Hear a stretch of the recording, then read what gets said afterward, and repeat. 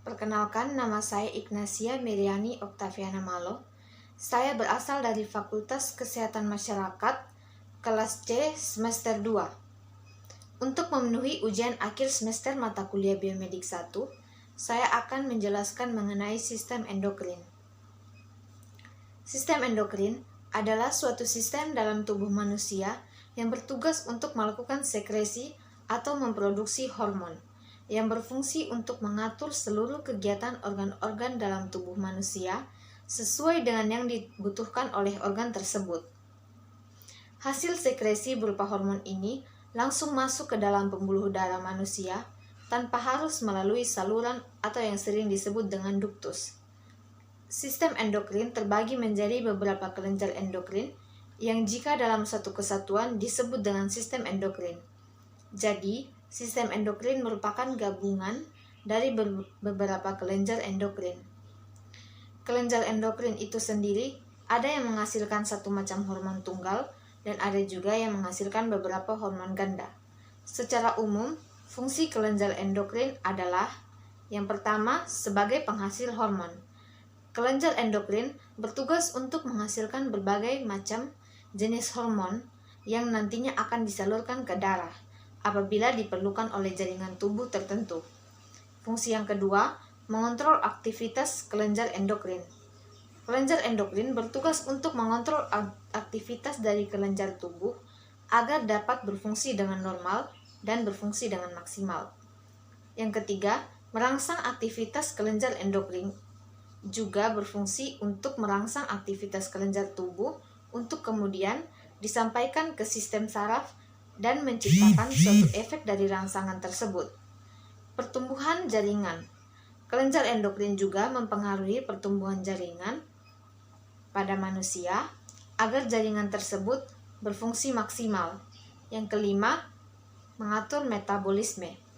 Kelenjar endokrin juga berfungsi untuk mengatur metabolisme dalam tubuh, sistem oksidasi tubuh, serta bertugas untuk meningkatkan absorpsi glukosa dalam tubuh dan pada usus halus. Yang keenam, metabolisme zat. Kelenjar endokrin bertugas untuk mempengaruhi fungsi metabolisme lemak, vitamin, metabolisme protein, mineral, air, dan hidrat dalam tubuh untuk optimal. Berikut adalah hormon yang dihasilkan kelenjar endokrin dalam tubuh manusia. Yang pertama, kelenjar hipofisis.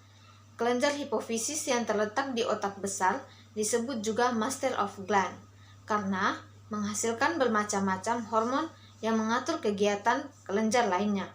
Kelenjar hipofisis dibagi menjadi 3 bagian, yaitu bagian anterior, bagian bawah, dan bagian posterior. Kelenjar hipofisis bekerja sama dengan hipotalamus mengendalikan organ-organ tubuh.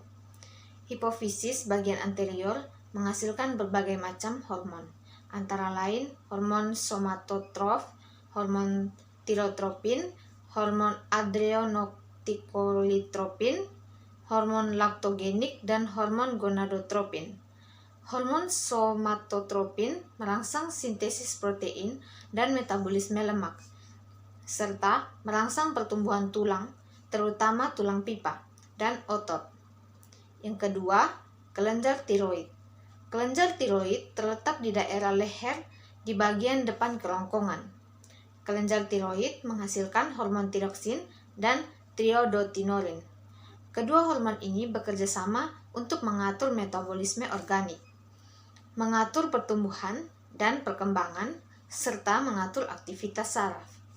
Sintesis hormon tiroksin membutuhkan mineral iodium.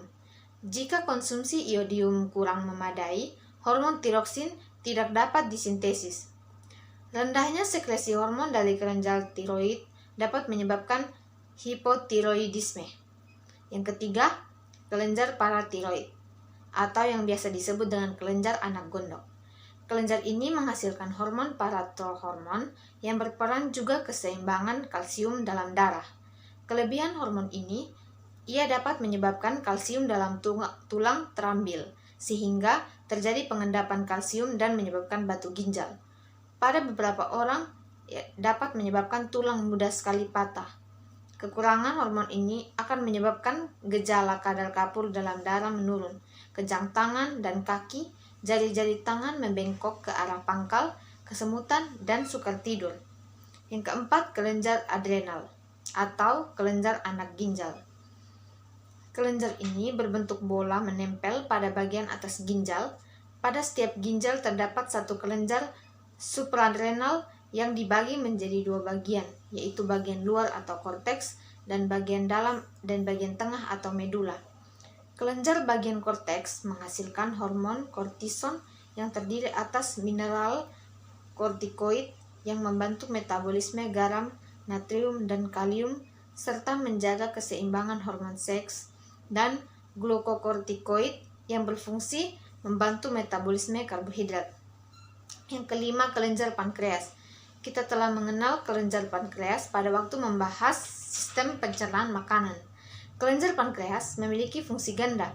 Selain menghasilkan enzim-enzim pencernaan, pankreas juga menghasilkan hormon insulin. Hormon insulin ini diproduksi oleh pankreas di bagian yang disebut pulau Langerhans. Hormon insulin yang berfungsi mengurangi kadar gula darah yang melebihi normal dengan cara mengubah gula darah menjadi gula otot atau glikogen. Kekurangan dari hormon insulin menyebabkan pengaturan kadar gula darah tidak berlangsung secara normal.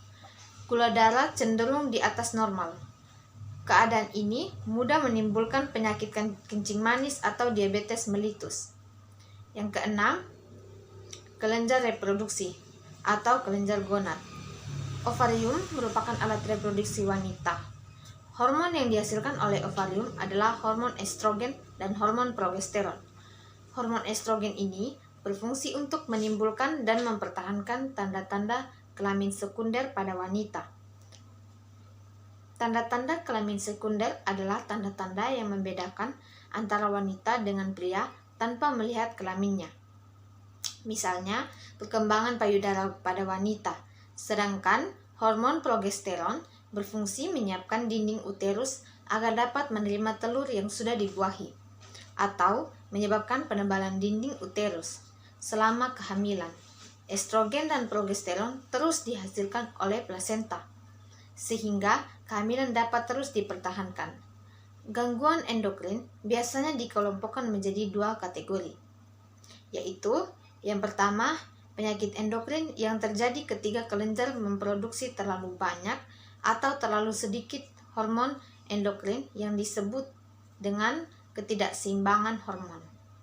Yang kedua, penyakit endokrin karena perkembangan lesi, seperti nodul atau tumor dalam sistem endokrin, yang mungkin atau tidak dapat mempengaruhi kadar hormon.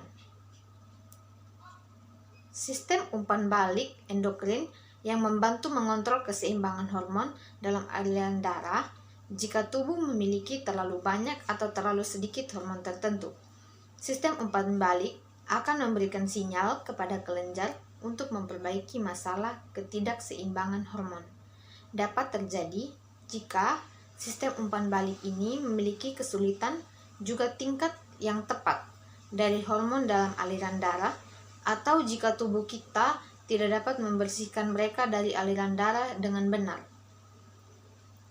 Peningkatan atau penurunan kadar hormon endokrin dapat disebabkan oleh yang pertama, masalah dengan sistem umpan balik pada endokrin, yang kedua, penyakit, yang ketiga, kegagalan kelenjar untuk merangsang kelenjar lain untuk melepaskan hormon, misalnya masalah dengan hipotalamus yang dapat mengganggu produksi hormon di kelenjar pituitari.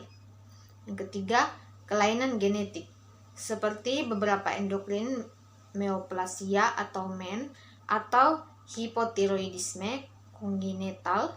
Yang keempat, infeksi. Yang kelima, cedera kelenjar endokrin. Yang keenam, tumor kelenjar endokrin. Demikian penjabaran dari saya mengenai sistem endokrin. Sekian dan terima kasih.